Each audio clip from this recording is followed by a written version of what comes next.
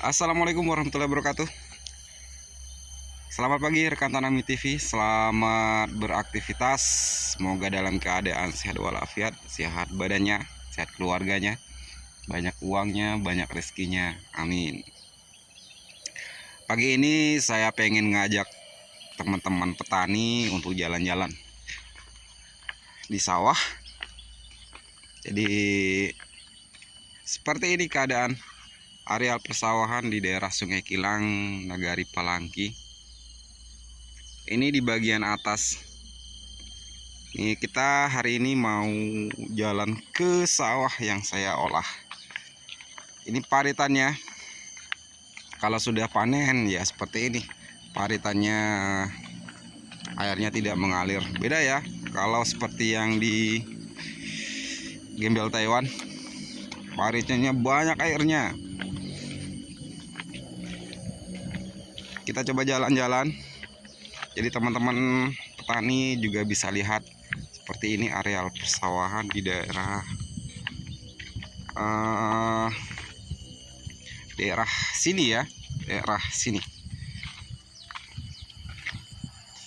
Ini di bagian atas sebelah sana, ini areal juga. Jadi sawahnya agak memencil ya, agak terpencil. Jadi sistem pengairannya memang pengairan yang tak ada hujan. Jadi hanya menunggu air dari hujan, dan ini sebagian irigasi di airnya ya seperti ini. Kalau sudah tidak musim sawah, airnya tidak mengalir, airnya juga tidak teratur.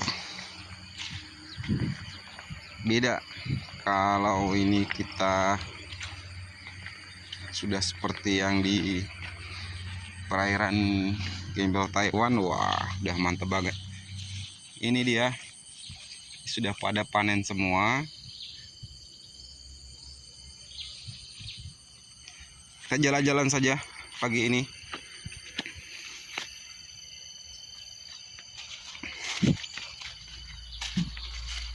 Sambil melihat areal persawahan di daerah sini. Ini dia di areal persawahannya luas. Cuman yang kita olah cuman hanya 1000 meter. Nanti kita lihat itu bagian tengah. Tuh ada pondok sawah.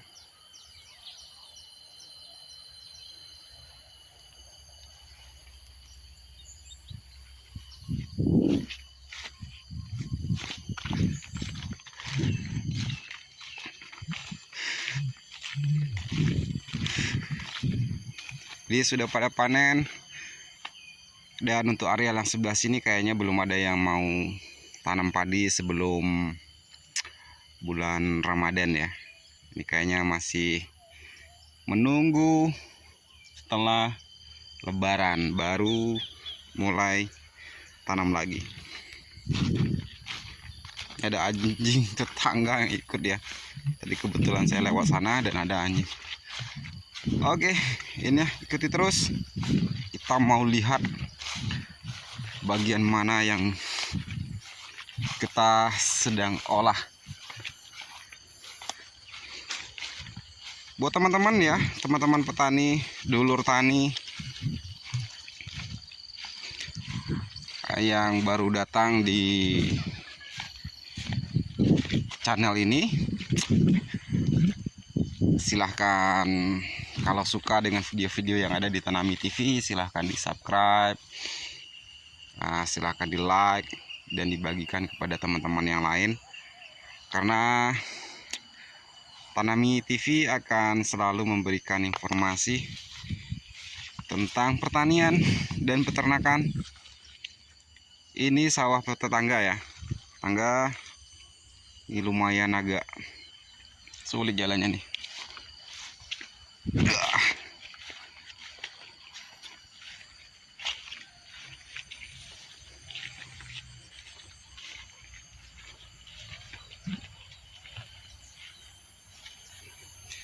Ini dia. Ini ada sebagian yang dipanen dengan mesin combine, mesin panen ya. Ini kalau yang tunggulnya tinggi kemudian jeraminya seperti ini dipanen dengan kombet atau dengan mesin panen. Kalau yang seperti ini disabit, dipanen manual secara tradisional. Yang tadi ada di video saya di bagian panen zaman all dan panen zaman now. Ini bedanya nih, kalau petani di Indonesia kayak gini nih, dibakar ya jeraminya. Di daerah saya ini dibakar jeraminya. Tapi untuk saya pribadi saya tidak menyarankan, karena jerami padi tuh bagus ya, biarkan saja seperti ini.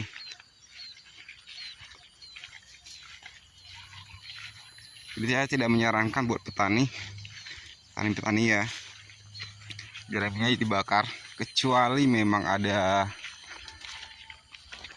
pernah terserang oleh hama yang sangat banyak, seperti hama walang sangit yang luar biasa parah di daerahnya, silakan bakar. Tapi kalau seandainya tidak, kembalikan saja ke sawah, tidak usah dibakar. Tapi ini masih ditumpuk ya.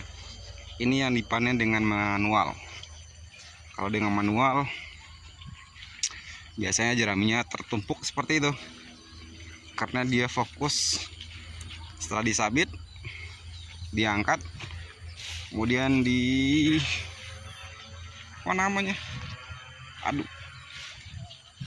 dipukulkan ke tempatnya, seperti yang dilihat di video sebelumnya, di video saya tentang panen secara zaman now dan zaman all ya. Panen zaman dulu tradisional manual, dan panen yang modern menggunakan mesin. Ini di pondokan, jadi bisa dilihat ya, ini areal persawahan di bagian atas, dan bisa dilihat ini dia. Ini masih sawah yang diolah oleh petani, dan yang ini yang kita olah.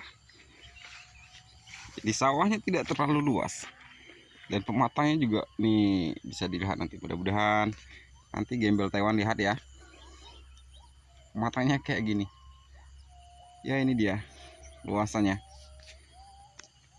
dan jeraminya sudah saya tebar.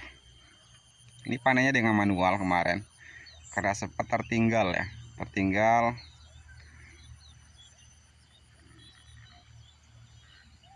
dan semuanya sudah pada panen. Ini belum panen, akhirnya mesinnya sudah tidak ada. Mudah-mudahan nanti kita punya mesin sendiri, kita lengkapi peralatan pertaniannya. Ini areal yang sedang kita olah. Ini dia, terlihat sampai ke ujung sebelah sana. Ini tidak sampai ke ujung tepi sana ya, nanti ada itu, hanya di bagian sebelah sana. Nah itu dia, sebelah situ itu titiknya. Kemudian ini situ lagi titiknya, hanya sana. Kemudian lurus ini pematangnya. Hari ini kita mau cek pH. Saya sengaja bawa pH meter, saya pengen cek beberapa titik. Ini sudah ada airnya. Ini sengaja saya mau tes ya. Ini pH meternya saya bawa, posisinya sudah on. Ini posisi pH meter digital, ini yang murah saja, ini sekitar 100 ribuan. Saya beli online 100 ribuan. Ini pH nya di posisi 7. Kita coba tancapkan.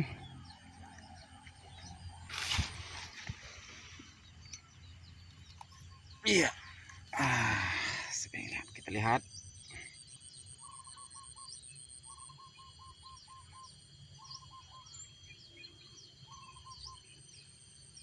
Wah, kayaknya ada sesuatu ini. Dia kalau yang ini ya digital, pergi pH meternya pH meter murah. Tapi tidak apa-apa, sebagai indikasi minimal kita sudah punya patokan ukuran. Meleset-meleset sedikit tidak apa-apa. Kita coba tancap di mana? Di sini.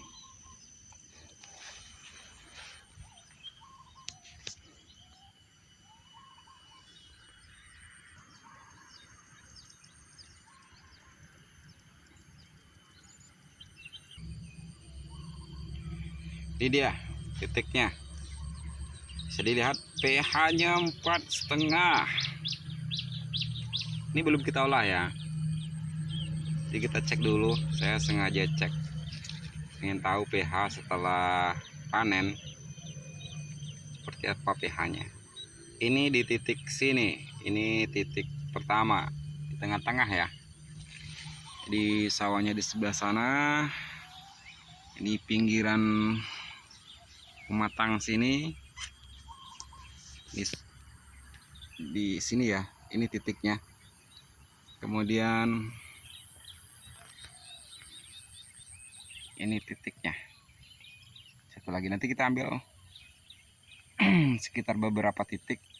Berarti di titik tengah sini 4,5. Nanti kita ambil di titik yang lain. Kemudian nanti kita ambil rata-rata. Berapa rata-rata pH sawah ini, nanti juga kita coba ambil di bagian tengah dan kita rata-ratakan sekitar berapa pH yang ada di sawah ini. Kita pos-pos ya. Artinya nanti setelah saya tancapkan baru kita lanjutkan videonya. Oke, kita lanjutkan. Saya pengen pindah ke titik berikutnya. Ini sudah kita cabut. pH-nya kembali di posisi normal 7. Kita pindah ke pojok sini.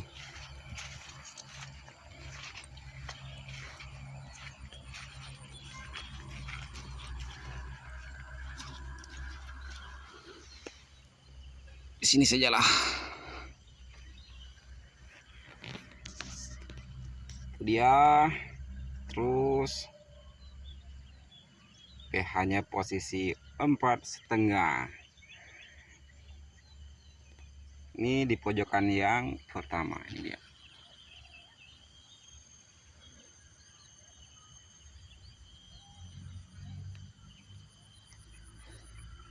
Ini luas lahannya sekitar 900 sampai 1000 meter persegi.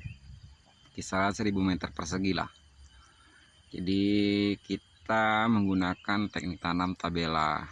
Teknik tanamnya tabela dengan metode Jarwo 21.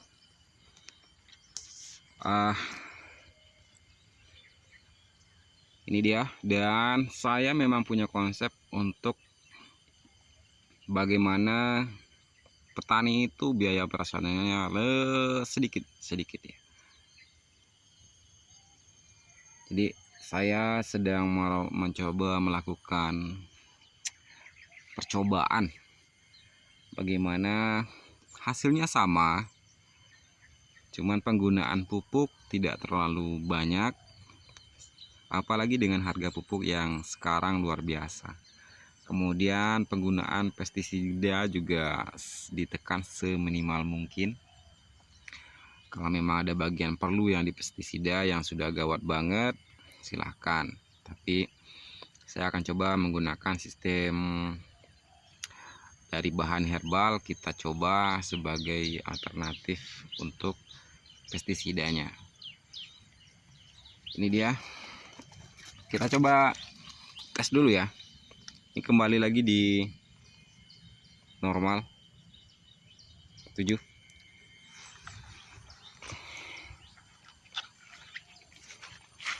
Kita jalan lagi, pindah ke titik berikutnya.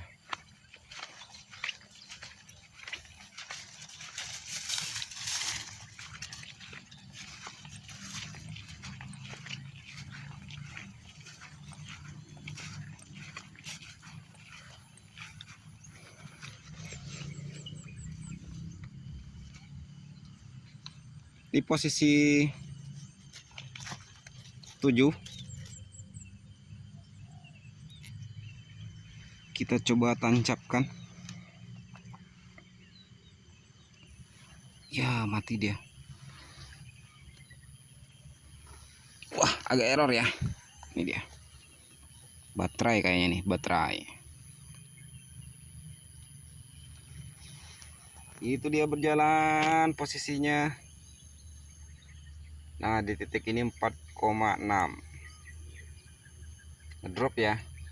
Padahal idealnya untuk kita budidaya apapun itu pH-nya di kisaran 6 sampai 7. Paling ya minimal di 6,5 itu bagus. Memang padi bisa tumbuh di pH 4 ini, masih bisa tumbuh, tetapi tidak akan maksimal karena berapapun dengan pH yang ngedrop seperti ini, jika kita pupuk, tanaman tidak akan bisa menyerap maksimal nutrisi yang diberikan. Mengapa penting kita cek pH? Karena nanti akhirnya petani boros ya, boros dengan pemupukan. Seharusnya dimakan oleh tanaman, istilahnya dimakan, istilah mudahnya dimakan oleh tanaman, tapi tidak dimakan oleh tanaman. Akhirnya pupuknya mengendap di tanah. Kita jalan, lanjutkan. Ini sudah, tanahnya sudah berair, sudah agak namanya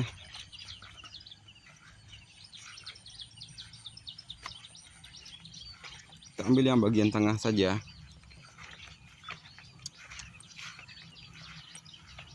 Tiga titik baru kita coba, itu pas tengah dan 4,6. Jadi ya rata-rata pas tengah. Ini titik yang di tengah. Kita coba di sini, kita tes di titik ini. Ya,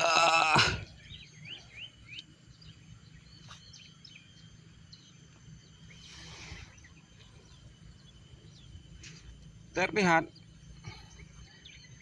4,6.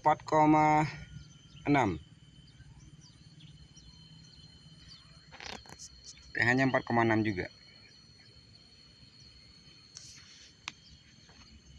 Jadi ini tinggal kita sudah sedikit tahu dengan kalau kita ukur pH seperti ini.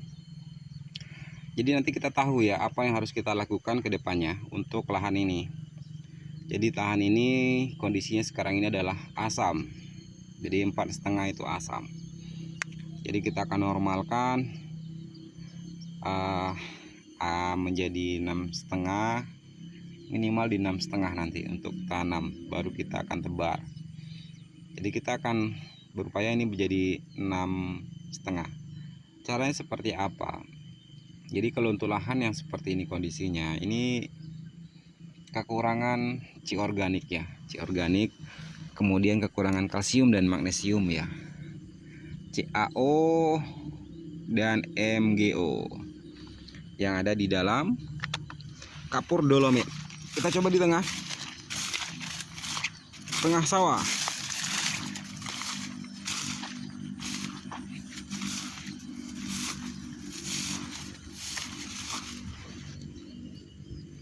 Ini posisi 7. Itu lumayan agak ini. Kemarin saya keringkan waktu panen. Error lagi dia. Di posisi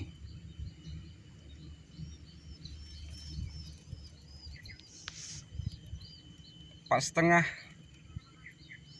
4,5 guys. Di tengah juga masih 4,5 ya. Kalau kita cabut posisinya kan normal lagi, tapi pada saat kita tancapkan jadi angkanya berubah. Jadi seperti itu dia pendeteksiannya. Jadi ada sensor di bagian ujung sini, jadi ada sensor di ujung pH meternya, itu yang sebagai alat ukurnya. Kita ambil di bagian titik ini.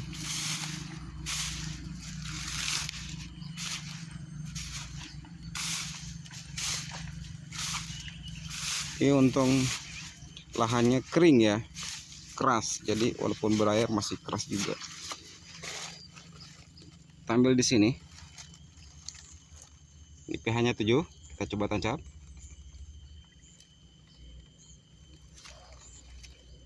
Dan 4,5. Jadi rata-rata lahan ini adalah masih asam, 4,5. Jadi sawah ini ngedrop pH-nya, artinya asam, tanahnya asam. Cabut, kembali di 7. Terlihat 7 ya. Kita coba bersihkan dulu.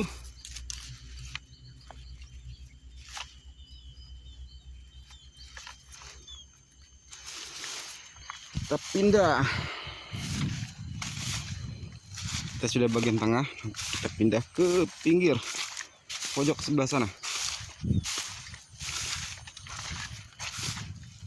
Belum ada pH-nya yang mendekati 5. Jadi untuk mencapai pH 6,5 itu butuh 2 poin lagi, masih kurang. Jadi pH-nya masih 4,5, berarti untuk 6,5 2 poin. Dan biasanya untuk menaikkan 1 poin saja ini membutuhkan 1 ton C organik. Tapi untuk lebih hematnya ada caranya. Jadi teman-teman petani, kita sharing saja ya, berbagi.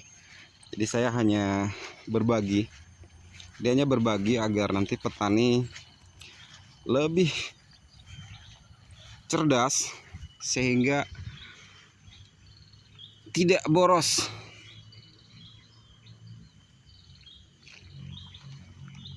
Nah, ini pH-nya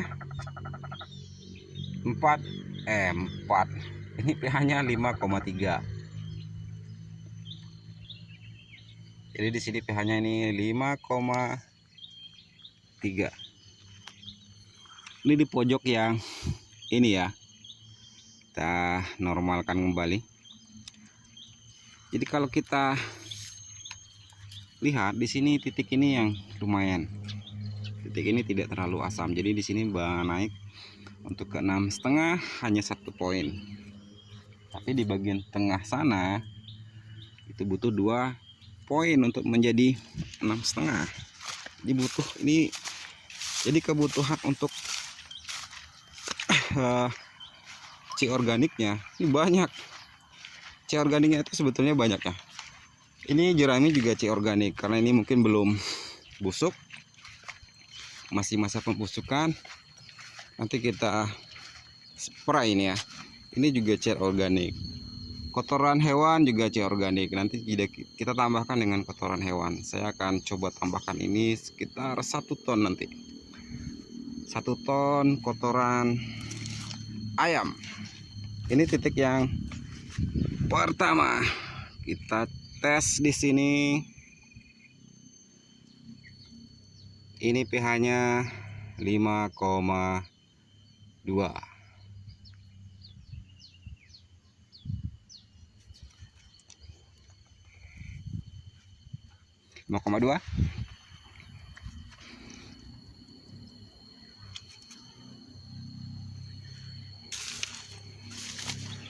Nah, ini teman-teman ya, teman-teman petani, rekan Tanami TV. Sebelum kita melakukan penanaman atau lain sebagainya, ini kan kita coba ngecek dulu nih pH tanah yang akan kita tanami, yang kita akan olah itu seperti apa. Jadi kita bisa mengambil keputusan berikutnya. Jadi dengan kita ngecek pH sebelum kita olah lahan seperti ini, kita mulai tahu artinya kondisi tanah yang akan kita olah itu seperti apa. Nah, di sini 5, pH-nya 5. Jadi ya rata-rata pH sawah ini ya bergeser antara 4,5 sampai 5. Ya butuh-butuh juga ini sekitar 1 ton kohe atau kotoran hewan. Ya ini karena sudah ada jerami, nanti juga tidak bisa kita kurangi. Sekitar 500 kilo juga sudah oke. 500 kilo kalau seandainya berat satu karungnya 50 kilo, ya paling cuma 10 karung, nggak banyak. Jadi kalau seandainya 1 ton, berat karungnya 50 kilo, cuma 20 karung, dan kita bisa menaikkan pH-nya. Nanti setelah ini kita akan tambahkan, sebelum kita bajak nanti akan kita tambahkan dengan kohe. Nah, di sini 4,5. Jadi untuk bagian setengah sawah ini ke bagian sebelah sana, saya tahu jadinya bahwa 4,5 ke sebelah sana. Jadi dari pinggir sebelah sana ke sana 4,5 pH-nya. Tapi rata-rata lahan ini semua ya berkisar 4,5 sampai 5.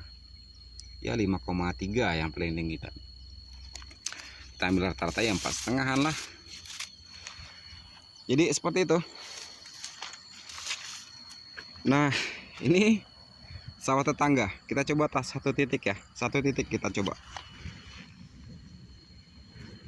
Ini lahannya. Kita coba tes. Cek pH-nya. Error lagi dia. Bentar. Kita coba bersihkan dulu sensornya.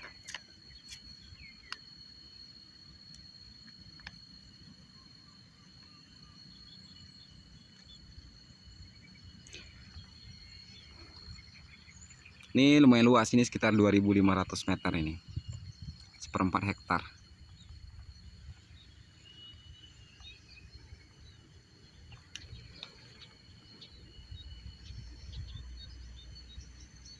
Nah, ini sudah. Nah, memang seperti ini nih. Ini 4,5. Ini lahan sawah tetangga ya. Sawah tetangga 4,5 ya. Jadi kita sudah dapat kesimpulan untuk daerah sini ini pH-nya 4,5. Kalau kita tidak tambahkan apa-apa di dalam sawahnya, hasil panennya ya akan seperti itu saja.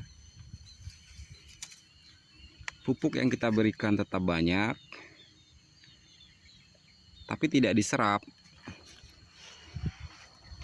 oleh tanaman karena media tanamnya tidak mendukung. Jadi kita sudah cek pH-nya. Jadi nanti tinggal kita aplikasikan di sawah ini dengan kohe sekitar, nanti saya tambahkan ini sekitar 20 karung.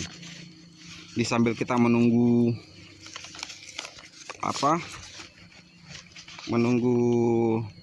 mulai musim tanam lagi. Ya mungkin sekitar setelah Ramadan ya. Setelah Lebaran ini baru diolah lagi. Kita akan tambahkan ini dengan kohe. Karena sawah ini memang tidak bisa diolah untuk yang lain. Ini juga sebetulnya bukan sawah saya. Ini sawah mertua ya. Dan mertua tidak mau ini ditanami dulu. Kalau saya ini lahannya, ini saya akan olah dulu, ini tanam dengan bisa dengan kacang hijau atau kacang kedelai. Baru setelah itu tanam lagi dengan padi. Atau juga bisa ditanami bawang dulu. Ini bagus ditanam bawang dulu. Cuma kita ansur-ansur dulu nih. Karena kita tidak bisa merubah pola pikir orang langsung ya. Langsung. Apalagi ini saya sudah rubah dengan pola tanamnya saja seperti ini. Ini lumayan juga ini. Pola tanamnya ini pakai Jarwo 21. Jadi pola tanamnya Kemudian tekniknya tabela, jadi tabur benih langsung di lahannya. Jadi tidak semai-semai benih lagi. Tapi kalau dulu waktu saya pakai semai, ini saya semai menggunakan jaring. Jadi semaian itu saya pakai jaring. Jadi pada saat kita mendaut ya atau mencabut benihnya itu lebih mudah, lebih gampang. Ini dia lokasinya. Jadi sawahnya ini sekitar 900-an sampai 1000 meter persegi. Tidak luas, 1/10 hektar cuma. Atau mungkin tidak sampai, saya kira 10 hektar. Alhamdulillah, ini kita sudah dapatkan, hari ini kita dapatkan tingkat keasaman tanahnya, dan kita bisa tahu apa yang harus kita lakukan setelah ini. Jadi nanti sambil menunggu mesin tanam, kita tambahkan dengan ci organik dari kohe ayam atau kohe kambing atau kohe sapi atau kohe kerbau. Tapi di sini kita sudah coba tebar dengan ci organik yang lain. Ini ada jerami dan tidak kita bakar. Itu dia, nanti kita semprot dulu ini. Kita spray nanti dengan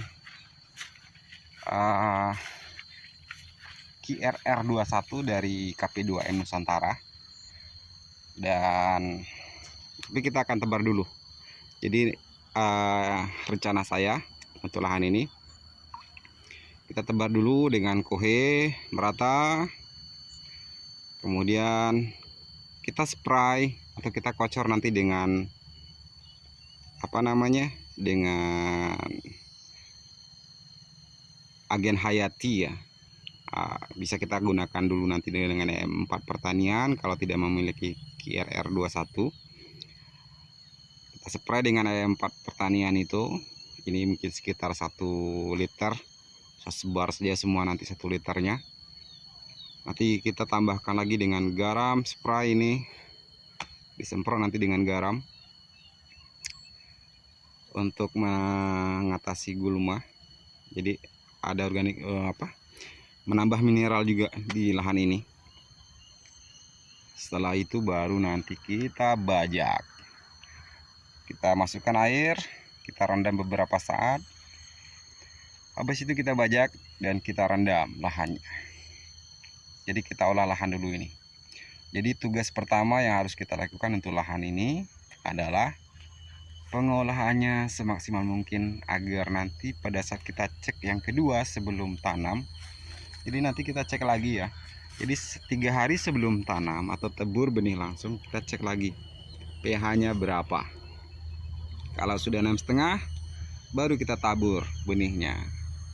Mungkin itu dulu dari Tanami TV sudah. Dan terima kasih buat rekan-rekan petani yang sudah memantau, menonton video ini. Kita hanya berbagi informasi, berbagi pengalaman tentang pola budidaya padi yang kita lakukan di daerah saya. Jadi bukan menggurui ya, tidak ada saling menggurui atau mengajari, hanya berbagi bahwa yang saya lakukan seperti ini. Kalau ada petani yang pengen mencoba silahkan, kalau tidak ingin mencoba jadikan referensi saja atau sekedar ditonton saja, tidak apa-apa. Jadi tinggalkan nanti komentarnya di bagian kolom komentar, tempat kita untuk berbagi informasi. Oke, itu dulu, sekian. Semoga, dan saya akhirnya kalau ada salah kata, salah sapa, saya mohon maaf. Saya akhiri. Assalamualaikum warahmatullahi wabarakatuh.